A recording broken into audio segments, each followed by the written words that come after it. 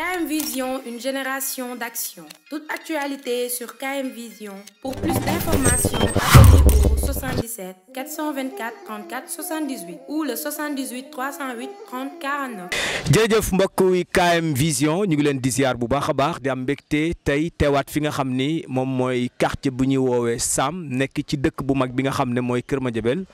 ginnaaw bi nga xam ne def nañu conseil des quartiers. Tab bureau bu bees buy war a mën a saytu lépp lu jëm ci quartier bi ci développement ci ay mbir yoo xam ni day tax quartier bi mën a jëm kanam ginnaaw bi ñu defee bureau bi ba noppi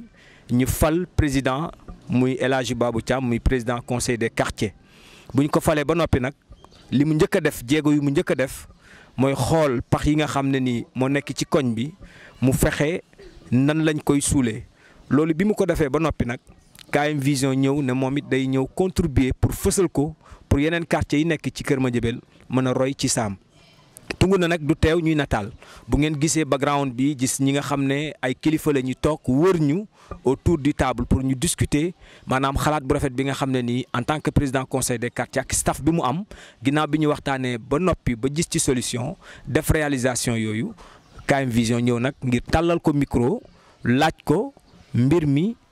métti woon na wala méttiwul ñan ak ñan ñoo ci jàpp kan ak kan moo ci dugal loxoom monsieur le maire en tant que premier magistrat de la ville lan la ci def yan appréciation la ci am ak yeneen yoo xam ne daañu ci dugg léegi ci biir waxtaan bi alors monsieur le président ñu ngi lay nuyu bu baax El Hadj. bu baax a baax. maa ngi tudd El Hadji Babou Thiam je suis enseignant et en même temps acteur non étatique muy loo xam ne. dañ lay sant di gërëm ñëpp di gërëm waa koñ bi yëpp comme ni nga ko waxee dañu mettre en place dans chaque quartier lu ñuy wax conseil de quartier nag dafa am solo parce que solo bu njëkk bi mooy que ne dafa dajale bépp organisation communautaire de base maanaam couche yëpp la dajale muy ASC yi muy GPF yi muy personnes ressources yi di imam yi maanaam ñëpp si bokk daal loolu nag avantage bi mooy que ne c'est la réunion des forces maanaam dañoo boole foofu doole yi ñu tuddee ko conseil de quartier mais mën nañ ko tuddee penc ndax mag ñi bu njëkk ba penc lañ amoon su ko defee penc moom mën naa nekk si digg dëkk bi comme penc mi mën naa nekk si biti dëkk bi mais penc moomu lu tax ñu ko doon taxaw rek mooy penc moo xam ne nit ñi dañ fay dajee waa dëkk ba dañ fay dajee à chaque fois bu problème amee wala jafe-jafe am ñu dajee fa waxtaan pour seet jafe-jafe boobu naka lañ koy mën a dindee loolu nag moo ëmb conseil de quartier c'est la réunion de toutes les couches confondues objectif bi mooy lépp loo xam ne dafa jëm si wàllu développement koñ bi ñu koy mën di pencoo di si mën a xalaat di si indi solution. alors monsieur le président ñu gis ni bi ñu la tabee rek xalaat bu bees bi nga njëkk am waxtaan ko ak sa staff mooy naka nañu mën a def pour pax yi nekk Sam ñu fatt ko une bonne fois pour toutes volonté boobu nga am ànd ceeg équipe bi nga am mën nga ñu ci ñëw expliquer lan moo waral xalaat boobu ñu waroon mën a jëmbat garab wala mënoon nekk ci leneen mais yow nga focus rek ci pax yi. waaw jërëjëf sëñ bi Aliou laajte bi am na solo lool. di gërëm ñi may àndal nag di liggéey muy le bureau exécutif ba si cellules yi mais CA bi ak AG bi ñu ngi gërëm ñëpp ñu ngi sant ñëpp sëriñ dañu toll si jamono boo xam ne dañu am lu ñuy wax ay problèmes environnementaux te problèmes environnementaux yi lii si la bokk muy ravin yi nag yoonu ndox la foo gis mu am rek ndox ma mu ngi fay ñëw ak vitesse boo xam ne vitesse bu am doole lay doon su fa jaaree moo koy gas mooy yóbbaale suuf si. mu nekk nag risque écologique léegi nag risque boobu gaa mënuñ ko régler une fois pour toutes wante nag war nañ mën a boole suñu doole jéem a wàññi risque bi mooy du lenn rek lu dul pax yooyu ñu seet nañ ko mën a wàññee ba keroog état di ñëw di si mën a def dara wala commune di ñëw di si mën a def dara wala ab organisation non gouvernementale di ñëw di si mën a def dara mais comme dafa nekk un problème écologique. ñu gis si yenn dëkk environnement yi comme Nioro Dirib gisoon nañ benn moment nu mu meloon nii nag la commencé woon te jëluñ si woon pexe mais mu mel ni bon buñ si jëlee pexe def si liñ man suñ doole yem sëkk ko dana mën a wàññi risques yi d'ici des années daal ba feeg ñuy amaat projet boo xam ne bu ñëwee dina mën a régler lépp. Est-ce que réalisation bi yomboon na pax yi nekk Sam ku ne xam na ni boo ko doon xayma tey nekk na lu bari ndax réalisation boobu yomb na tey ba nga gis ni am na yu bari yoo xam ne wàññeeku na idée boobu ak jàppandal boobu fu mu jógee. waaw très bien bala may ñëw sax comme ni nga ko waxee boo gisee ñu def priorité sëkk pax yi maanaam booy def dara da ngay seet activités yi nga xam ne par rapport ak moyens yi nga am da nga ko mën a réaliser lii nag nekkoon priorité mais du lii rek mooy plan d'action conseil de quartier bi. bii mooy première étape bi. bii mooy première étape bi incha allah danañ dem si buddi mbuum mi dinañ organiser reboisement. mais le système de ramassage des ordures par charrette nga xam ne tey Sam am na ko danañ jéem a seet naka lañ ko gën a mën a ñoŋalee ba nga xam ne nii mbalit mi dootuñ ko xappati si mbedd mi mais ñëpp danañ si bokk boo ko defee charrette bi di yóbbu mbalit mi fa mu ko war a yóbbu. comme ni mu ko waxee ni nga ko waxee nag yombul mais sëñ bi Aliou àdduna ñaar rek moo fi nekk il faut mu am ñuy initier soo amee ñuy initier ne jog leen ñu def dara muy loo xam ne nii intérêt communauté bi la. ñaareel ba il faut mu am des motivateurs ñu leen di tuddee ay motivateurs communautaires yooyu danañ ñëw ak seen jëmm danañ ñëw ak seen xalaat danañ ñëw ak seen matériel danañ ñëw ak seen i moyens financiers pour que liñ mën a def ak lañ bëgg a def ñu utiliser suñu propre moyen bañ a dem ci commune bañ a dem ci état wala dem ci ONG mais ñun dañ seet li nga xam ne nii amagum nañ ko comme moyen ñu mën ko utiliser pour régler suñu mbir. lii nag sëñ bi Aliou comme ni nga ko waxee yombul. mais àdduna dara yombul si il faut toujours essayer ndax essayer bi ngay essayer moo lay permettre nga xam say erreur moo lay permettre nga xam say faute pour après man ko remédier ndax loolu mooy tax nga mën a am benn performance bi boo gisee nag kàmb yi Sam comme ni mu ko waxee Sam dafa nekk pente lew na moom moo nekk cuvette bon bépp luy taw rek ba Coyen ba Samako ba Kër Malo ndox moomu yëpp Sam lay jaar. su ko defee nag dafay ñëw ak vitesse boo xam ne tey Sam suñu problème mooy ay ravin yu bëri du liggéey bu yomb parce que lu tax du nekk liggéey bu yomb lu si jiitu mooy il faut un niveau de participation remarquable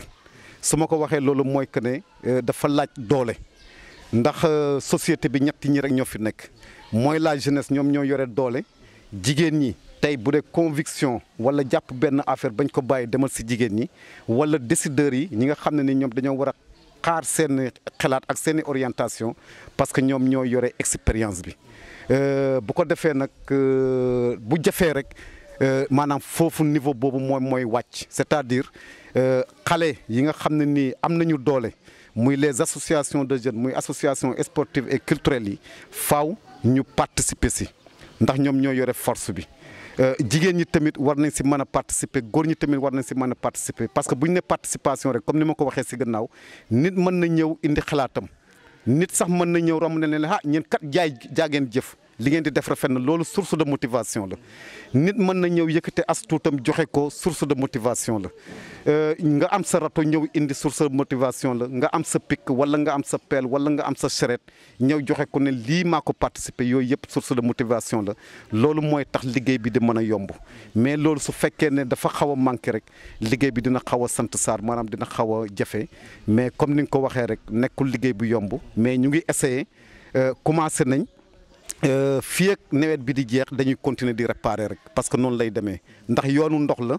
mën nga arrêté fii mu teggi demaat feneen yàq su ko defee am nañ yenn matériels yi comme suuf ay saako wala yeneen ak yeneen su ko defee heure bu tawee rek buñ xëyee ñëw xool liñ def seet fi nga xam ne ni war nañ ko mën a réparer ñu réparer ko fii ak nawet bi di jeex te di ñaan yàlla te am aussi yaakaar ne peut-être dina wàññeeku bu baax a baax a baax. alors boo seetloo ñu ci bari boo gisee ñëwuñu jàpp ci mbir mi dañu jàpp ne li liggéeyu état la liggéeyu mairie la mairie moo waroon jël ay engagement am suul pax yi parce que moom la ñu dénk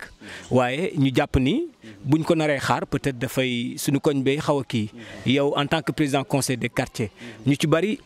boo gisee peut-être participer wuñu dañu naan lii liggéeyu état la loolu lan nga ñu ci mën a expliquer. très bien sëñ bi Aliou sa question bi am na solo lool mais dama lay jox exemple rek si yenn réew yi nga xam ne ni tey développé nañ en 1945 Allemagne fekk na mu nekk un pays sous-développé. en 1945 Japon amuñu woon doole en 1945 Chine amuñu woon doole mais tey bu ñu demee ba bokk ci puissance mondiale yi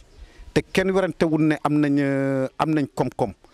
fenn rek lañ commencé mooy bu dee Allemand bu nekk dafa jóg ne man war naa def sama partition pour le développement de ma localité. boo demee Chine biñ buggee lutter contre l'insuffisance alimentaire nga xam ne bëgg nañ am dund bu doy mais lan la chinois yi def dañ ne nañ ñëw jéem a liggéey loolu ñun ñoo koy liggéeyal suñu bopp chinois yi di jël seeni pic di dem di def irrigation bi di gas par suba ba jant bi so duñ fayeeku ñaar dërëm duñ fayeeku dara muy loolu la ñuy wax la citoyenneté tey moo tax Chine am doole jooju bokk na loolu mooy base bi parce que développement base la base bi boo ko defarul rek mënoo développer. est-ce que sentir nga loolu ci koñ bi. waaw macha allah am na ñuy góorgóorlu xam nga boo nekkee ci dynamique yu demee nii il faut toujours continuer de sensibiliser da ngay continuer di conscientiser pour un changement de comportement mais mënoo tëb rek dugg ci benn mbir ñëw ñëpp fekk ci la ci ñi la ci fekk ci nag da nga leen wax jaaraama jërë ngeen jëf ndax loolu mooy catégorie bu njëkk. maanaam lii de baax na du ma xaar ñu oo ma ci dama ciy fekk ci deuxième catégorie bi mooy ñi nga xam ne da ngay sol say dàll dem sensibiliser leen comme KM Vision li ñu defal nii mu nekk lu am solo lii plaidoyer la maanaam tey ku ñu déglu na jàpp ne dañoo ñëw def plaidoyer auprès de lui ñooñu loolu mooy tax ñu ñëw am na ci ñoo xam ne njëriñ mooy tax ñu ñëw dañu dem ba gis ne ah ñii kat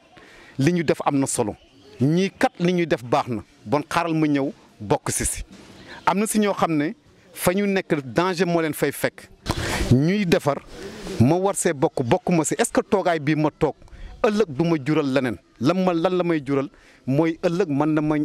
xañ doomu aadama yi am ci tamit beneen catégorie boo xam ne ñoom bu ñu sañoon dara du baax maanaam loo xëy defar ba jant bi so ñoom dañ ko yàq juróom ñooñu ñoo nekk ci société bi lii moo tax ñu ne lépp loo mënti jiite rek amal juróomi yet bu ko defee yet bu nekk rek dafa am catégorie boo koy laalee ñu ngi bokk mais tamit ñu ngi gën a oote ñu ñëw dugal ci seen loxo maanaam participer ak nu ñu mënti mënee rek nañ participer pour vraiment ndax koñ bi ñun ñoo ko moom ñun ñoo ko mën a defar nga waxal lu am njëriñ tudd commune tudd état kanay commune ñun ñooy commune kanay état ñun ñooy état tey commune dañ ko jox ay compétences transférées jëlal sëñ bi àllu compétence bu ne bu ci population bi participer wul du dem bon nañ bàyyi xel ne le niveau de participation la communautaire bu ñëpp taxawut ne Kër Madiabel ñoo ko moom précisément Sam ñoo ko moom ñun ñoo ko war a defar nañ bàyyi xel ne état du ko mën a defar commune du ko mën a defar ma jox la ci ñaari exemple la gestion de l'environnement compétence transférée la à la collectivité territoriale tey na mairie bi ñëw indi benn yu bëree bëri na indi matériel yu mat sëkk tey communauté yi bu ñu ci participer wul est-ce que dëkk bi dina set du set su boobaa bu fekkee ne Amath Yane dafay bale xapp Massamba bale xapp Fane Ndiaye bale xapp du set mais il faut la participation des communautés tey suñ ne Sénégal lu mat 40 000 hectares chaque année ñu ngi koy ñàkk ci suñu forêt communauté bi ñoom ñoo koy def. léegi pour ñu am forêt ndax dañoo war a xaar le maire mu ñëw jëmbatal ñu garab wala ndax dañoo war a xaar état mu ñëw jëmbatal ñu garab faaw rek mu nekk une initiative communautaire mu nekk un projet qui doit être géré par les communautés bu ko defee commune su ñëwee jàppale ñu ci wala ONG bu ñëwee jàppale ñu ci wala gouvernement dafay gën a baax te loolu la ñuy wax yoonu yokkute bu sax ak yoonu yokkute bu dëgër parce que su boobaa bépp problème bu ñu am rek bala ñuy xaar état wala ñuy xaar commune ñunu neen dinañ ko pencoo waxtaan ci seet naka lañ ci war a mën a def bu ko defee luñ ci mënul tamit ñu yéegal leen ne leen lii kat commencé nañ ko def nañ ci lii wante lii mënuñ ko tey état noonu la ñuy xaaree commune loolu la ñuy xaaree mais nañ bàyyi xel daal ne tey suñ ne commune ko moom moo ko war a defar wala état moo ko moom wala moo ko war a defar man El Hadj Babou en tant que acteur non étatique du mës a sotti. alors léegi xam naa ne ñu ngi ci pratiquement cappaandaw gi Sam ci élection yi ñu jógee nii bëri woon na ay candidats yu doon laaj pour mën a jiite local bi alors tey Sam ñu amoon juróomi candidat bi nga lancé appel lu jëm ci ñu suul pax yeeg yooyu est-ce que am na ci candidat yu la wuyu si te yàlla rek te xam ne dindi affaire politique xool ne koñ bi rek moo leen ñor waaw nga jaaree fa def ay quelques remerciements. voilà macha allah jërëjëf sëñ bi Aliou sa question bi am na solo gis nga si luñ nekk nii muy développement dafa am différentes parties yu ko war a gérer. Il y a la communauté, il y a la collectivité locale, ñooñu mooy autorité politique yi. am na ñoo xam ne administration moo leen fi teg comme ay préfet comme ay sous-préfet. am na ñoo xam ne ay organisation non gouvernementale lañ. am na ñoo xam ne ay société civile lañ. am na ñoo xam ne nii ay groupe organisé lañ. ñooñu ñëpp nañ bàyyi xel ne kenn ku si nekk da nga si am part boo si war a def. gis nga développement sëriñ dafa jafe. développement yombul gis nga bien vrai je suis le président du conseil de quartier mais mënuma fi def dara sans la participation des différentes parties prenantes léegi nag différentes parties prenantes yooyu nag politiciens yi dañ si bokk te bu ñu ne politique c'est l'art de bien gérer la cité bon yaakaar naa politiciens yooyu tey lu leen war a gën a jëmmal ak fu ñu war a gën a orienter seen i action mooy naka la ñu mën a def pour jëmbat dara seen biir dëkk loolu moom mooy politique. mais loolu soo ko deful rek beneen politique lay doon muy politique boo xam ne fen moo koy lal naxante moo koy lal violence moom moo koy lal mais politique dëgg sëñ bi Aliou mooy comme li conseil de quartier bii nii def. biñ lancé nag appel dañu gërëm ñëpp la ñuy gërëm xam nga lu tax ñuy gërëm ñëpp gis nga lii ñuy def yàlla daf ko santaane te képp ku siy def rek bàyyil xel ne am nga yoolu borom bi. yàlla daf ko santaane même benn xeer nii nga dox. nga jël far ko sànni ko tey yool la te ñun ay jullit lañ wala ñu nekk chrétien àjjana la ñuy ut te si jamono bu métti bi xañ na def loo xam ne nii ëllëg yàlla mën na laa mbugal bëri na bon léegi nañ jéem a seet yu sew yoo xam ne buñ ko mënee def heure buñ ko defee rek yàlla mën ñoo gërëm bindal ñu si yool ngir ëllëg suñu yool yooyu mën a ëpp suñu ñaawteef yi dañuy gërëm ñëpp comme ni ma ko waxee. pour que ne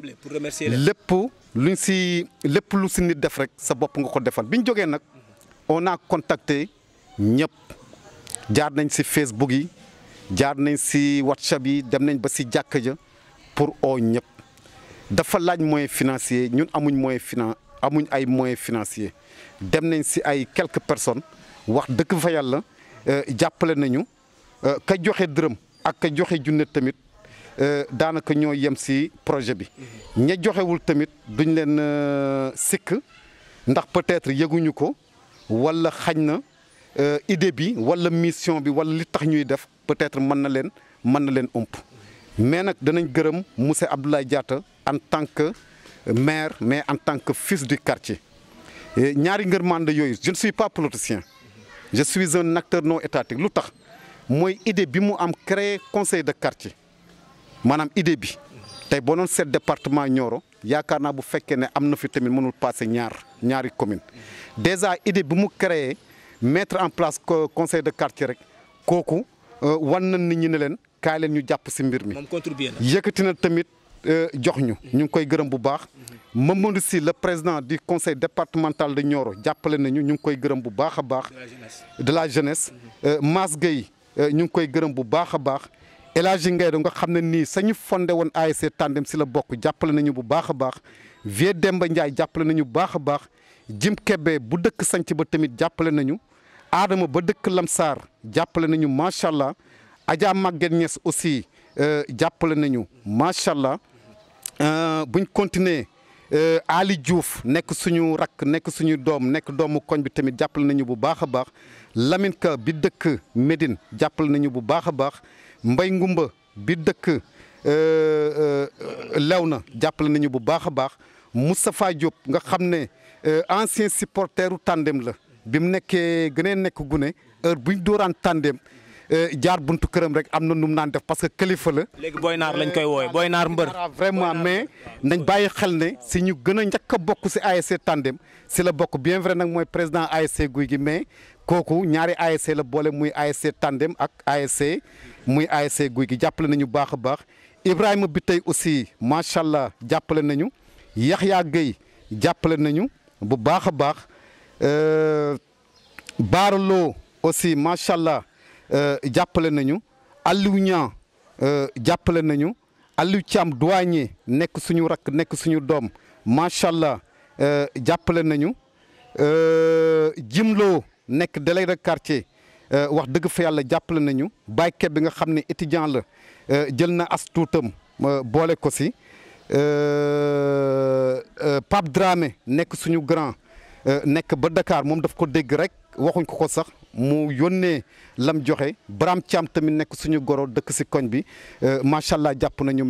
nañu mais danañ gërëm tamit aussi kii di alaaji Ousmane Thiam domaine nga xam ne macha allah suñu mag la lépp lu ñu nekk mu ngi si di ñu jàppale si conseil. ñu ngi gërëm tamit bu baax a baax suñu grand Amirou Dat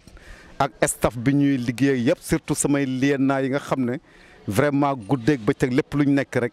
ñu ngi si. mais gërëm nañ ñëpp di gërëm ASC Tandem di gërëm ASC Jàppo di gërëm association des jeunes engagés pour le développement de la localité di gërëm Espoir. di gërëm tamit association bi nga xam ne nii Baba Diouf moo ko jiite di gërëm tamit GPF yu nekk si koñ bi yëpp ak imam yi ak personnes ressources yi ñëpp gërëm nañ leen ñëpp sant nañ leen mais di leen di wax tamit ne liggéey bi pareegul soxla nañu matériel soxla nañu xaalis parce que vacances vertes la fii bay école di ubbi incha allah si ay activités la ñu ne te activités yooyu dañ koy financé yaakaare wuñ ko fenn lu dul mu jóge ko si poos yi doomu aadama yi. alors donc léegi ñu ngi terminé ginnaaw bi ngeen defee réalisation yëpp coow li dafa judd nag ci koñ bi. famille bu nekk di laaj pont bi kan lañ koy tuddee waa Fetto taxaw waa kër Jim Penda Garang taxaw waa kër Maam Nutu taxaw waa kër Ndiaga Ndiaye taxaw waa kër Pa Diatta taxaw voilà léegi pont bi moom kan lañ koy tuddee. waaw léegi boo gisee pont bi Serigne. bu ñu amoon moyen dëgg mën nañu wax ne danañ fi dindi ravin yi parce que boo seetloo ni ñu ko defee boo seetloo si gannaaw pont ba gis nga suuf ba nu mu fa jaloo. fu mu toll nii heure bu tawee nit mën na fa tibb suuf jëfandikoo ko mais nag santuñ kenn nga tibb ba suuf suñu amee moyen yaakaar naa pont bi lu baax la si liggéey bi nag pont bi nag danañ concerté wu ndax comme ni nga ko waxee macha allah kër Abdou Ndiaye ngi taxaw kër Ngañ su Maane kër Diatta Ndiaye ngi taxaw kër Penda Garang ngi taxaw kër Amanatoo ngi taxaw bon il faut que ñu concerté wu waxtaan seet pont bi naka lañ ko tuddee mais daal soxla nañu moyen pour gën a mën a defaraat ay pont éliminer ravinement comprendre ni ko nañu acca dem leen waaw est-ce que duñ ko tuddee pont bi. mooy yoon kon ami internetu KM Vision donc première étape bi nga xam ne mooy président conseil des quartiers bu Sam première étape bi moo nekkoon fexe suul pax yi nga xam ne nii ñoo nekk ci koñ bi def na ay remerciements ak yooyu léegi des na buddi mbuum ba des na aussi jëmbat ay garab ak yeneen mais première étape bi daal jàpp nañu ne alhamdulilah c'est positif dajale nañ ci xaalis bu bëri parce que des fois mu wax ne diw ñu ngi koy gërëm jàpp na ci lool des fois mën a diw jàpp na ci calme donc ñu ngi koy gërëm bu baax a baax waaw yooyu yëpp ay stratégie la yoo xam ne nii donc am na ñu mu tuddut waaw comme sama classe gi tudd leen man sama pare naa ko jox sama participation ndax mu tudd ma. waaw pour plus de transparence comme da ngay laaj nit ñi xaalis bi ñu defee plan d'action bi estimer li ñu war a def ba pare dañu confectionner ay bulletins de participation volontaire loo xam ne conseil de quartier moom moo toog def nangumu bulletin. léegi Baba Ardo bu ñëwee ne damaa bëgg a participer bu dee 1000 francs nga joxe danañ la remplir bulletin bi say coordonnées say numéro de téléphone ak ki nga jox 1000 francs bi lépp danañ ko si bind. su ko defee le jour J bu ñuy def situation bulletin yooyu yëpp danañ ko génnee annoncé àdduna bi yëpp ne ñii joxe nañ loolu yaakaar naa pour plus de transparence ba léegi nag. képp ku bëgg a joxe rek contacter 77 589 41 20 77 589 41 20 soo ko contacter danañ la yónnee bulletin bi nga remplir ko su ko defee la ngay joxe rek nga joxe ko ñu récupérer waat bulletin bi nga xam ne le jour J bu ñuy def situation koñ bi yëpp tëjee bu ko defee kenn ku nekk danañ génnee bulletin am ne lii la participer devant tout le monde. maa ngi ñu ngi gërëm ñëpp di gërëm baax Baba Ardo merci beaucoup mon frère donc xam naa ni ñu ngi am yeneen concept yu bees yu ñu war a lancer incha allah très bientôt. Ablaye Diallo waaw moom it waaw léegi la ko jox moom tamit waaw fi mu nekk téléphone bi moom bu ñu la agressé fekk ci wéef bi lu bëree bëri jërë ngeen jëf et à la prochaine. Ardo image du jour. dañu bëgg après dinañ la ko envoyer image du jour mooy maillot bi nga sol ñi ñaa ngi laajte ban année la ci Bayern. KM Vision, une génération d'action. Toute actualité sur KM Vision. Pour plus d'informations, appelez au 77 424 34 78 ou le 78 308 30 49.